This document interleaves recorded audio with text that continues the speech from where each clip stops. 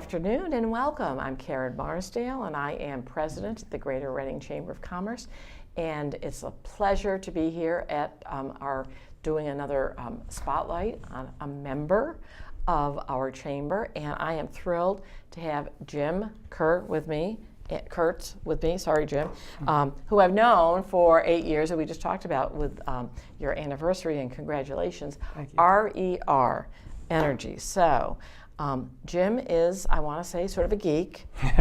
loves the numbers. Loves numbers, and is really very, very much into some of these new things that are just burgeoning on the horizon with solar energy and the ways that you can affect and impact communities, all types of businesses. And I'm reading that you're, whether it's schools and nonprofits and for-profits, et cetera.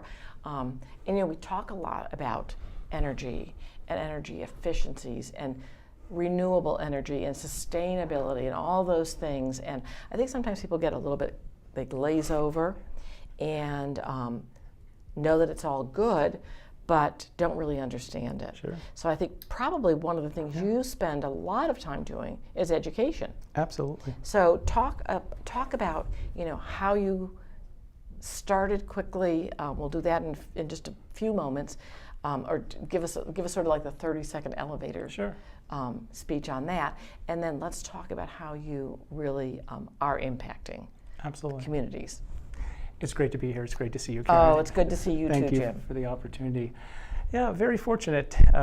It is a fun story to share because it's about education. People are not aware of what the opportunity exists.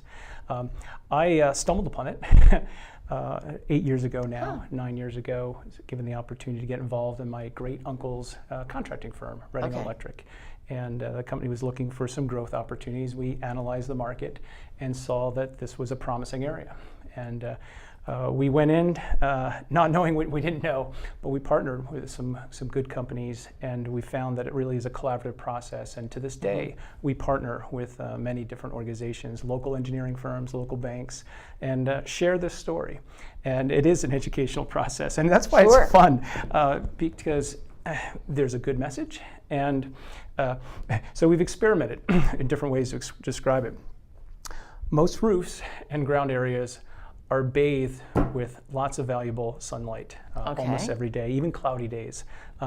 That is value that's coming down. And what we really help people do is put a bucket, a collector. Oh, that's interesting. That's a great way to think about it, yes. It is thousands of dollars, if not tens or hundreds of thousands for some of the projects that we're doing per year. Wow. That value is going wasted. The sunlight actually damages your roof, has UV rays that wears down rubber membrane roofs and other things. So, how do you put this collector out to capture that value? And what are the economics? It's cash flow positive in the first year for business, and people don't understand that. They're not aware of how it all works. There are a few misperceptions. One is that, well, there used to be grants in Pennsylvania, and well, those grants are no longer here. For sure, there did used to be grants that would pay for about 20 to 30% of the cost of the project. Oh, okay. Costs have come down 70 to 80% since I've been in business. 70 to 80%. Wow. You don't need the grants. Yeah, exactly.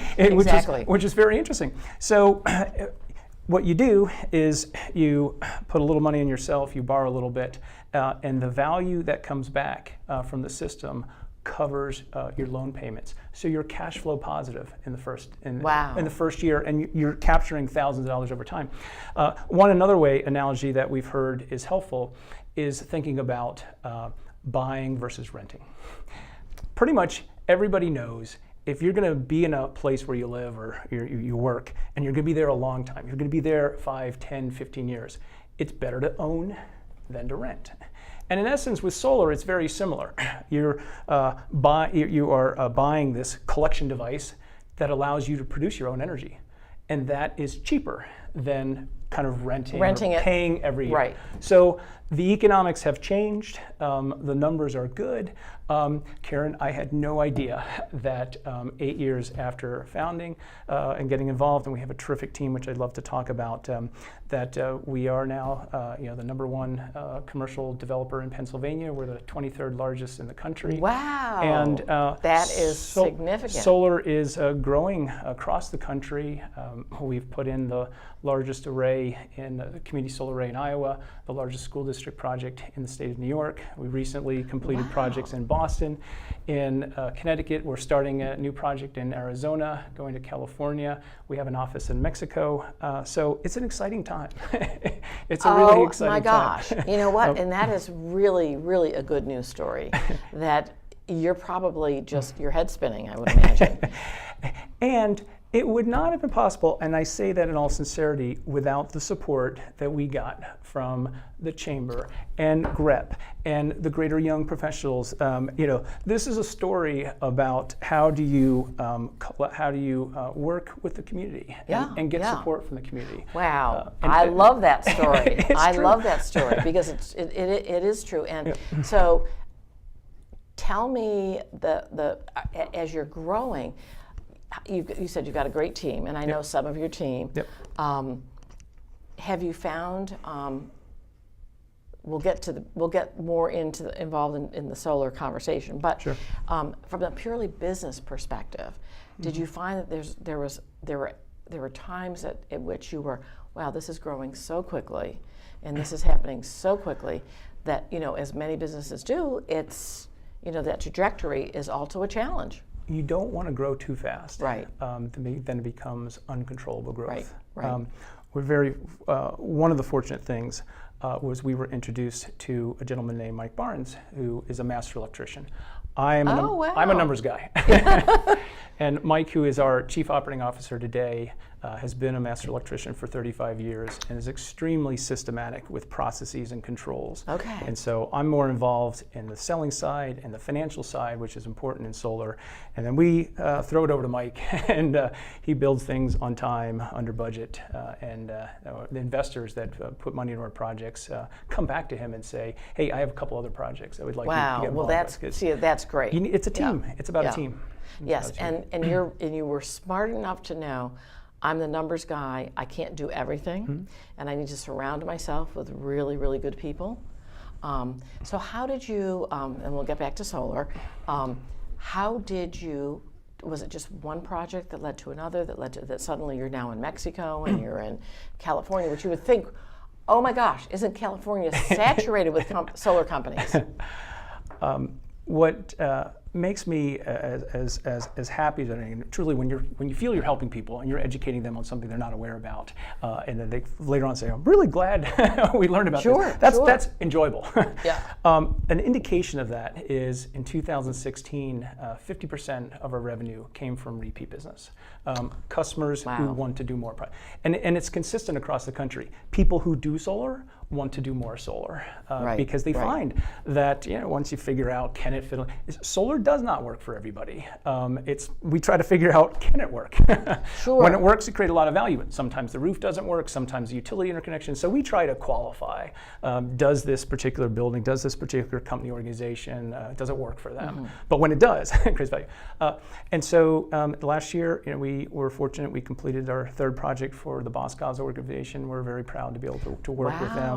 Super. Again, innovative, trying to do not just the right thing for sustainability, but also economically wise. Absolutely. Adelphi with Stratton Yatran out in Robizonia, a second project, and across the country we've been doing repeat projects for people. So you have to be very proud of what you've accomplished in a relatively, we talked about 8 years, but a short period of time when you think about the lifespan of a business. So I liked what you said about the fact that this doesn't work for everybody, and so what you're doing is you're really kind of going in as a problem solver, or perhaps that's not right for you. And I would imagine that because you've got this great repeat, people are trusting you. You're doing the right thing. It's got to make you feel really, really good about what you do every day. Sure. If you find something that aligns with your interests and capabilities, and you can help people, then it all works. It's Adam Smith, it's a visible hand, right? Yeah, exactly. Trying to find those unmet opportunities. So what is on the horizon? Because as we talk about disruptive technology and just transformation and all the things that are really happening faster than the speed of sound in business, what's on the horizon in solar? There are really two aspects that are relevant. One is there is currently a 30% tax credit that's remaining. The grants have gone away, but the tax credit is here through 2019. Oh. Has to be completed in 2019. Your project? A project, yeah. Okay. And the head of sustainability for General Motors says, when the car is 30% off, go buy the car. And there's going to be a bottleneck in 2019 of people trying to get everything, because it takes time to get through the utilities. Sure. So, we're trying to get the message out, evaluate this 2017, 18. It has to be completed in 2019. So we're doing a big push with that. Along the way, there will be batteries that will be something for the future that are not quite cost effective today, but will become cost effective. So we're trying to help people get the systems in today, and then as the battery technology becomes cost efficient, because then you can do some really interesting things of saving energy and shifting it to the point when it's most expensive. And a lot of people don't know details about the bill. We're quite fascinated when we talk to business people, others about their business, how much knowledge there is about energy bills, which is understandable because everybody's busy. Yeah, but there's a demand charge, and we found with one of our recent projects, we were able to reduce that demand charge by 39%. Wow. And it's a big, above and beyond the savings that we always talk about in terms of pure energy generation. We're also impacting this demand charge, and that's what you're going to be able to do more of with batteries. In other words, when you're consuming in your peak demand period, peak time, we'll be able to put the energy into their system at the time. So that's where it's going. But that's really cool. There's a variety of different things on the table, and we're just enjoying it every day. Yeah, that is really interesting because I know. I mean, obviously, manufacturers in particular who are really looking at, if they're smart, looking at demand time and looking at peak energy and all of that. Just think that that bottom line, what you can do without having one more customer, so to speak. You're just really lowering your costs. You're right on it with the manufacturers, because the manufacturers tend to have a lot of motors. And when those motors turn on, that's when the demand picks up. So we work with a lot of manufacturers. That is cool. Well, our time is about out, but Jim, this has been fascinating because, I think we have to keep on top of, we're bringing in a speaker in November. He's going to be talking about disruptive technology and just the way things have changed. How business has to really you can't just sit back any longer and think that things will just continue to do well. You've got to be looking at what is in technology and changes like solar energy and other things that are happening. We really have to sort of be on our toes all the time. And your numbers guy and working with your processes guy sounds like you're making lots of good decisions. So congratulations. It's a great story. We've known your story from just about the beginning. And I also appreciate your compliment to us because we would wish that more folks would look at the Chamber as a resource for your business.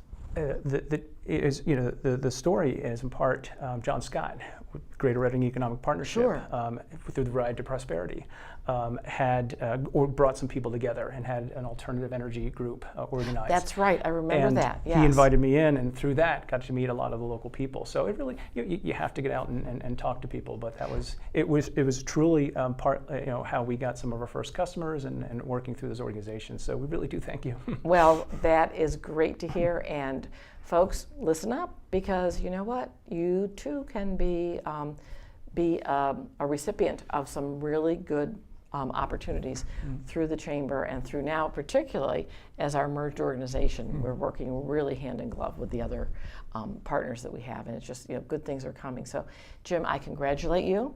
And can't wait for the next 8 years. I don't know if I'll be here, but I'm looking forward to the next 8 years for you. Looking forward to working with you as well. So thanks for being here. Thank you.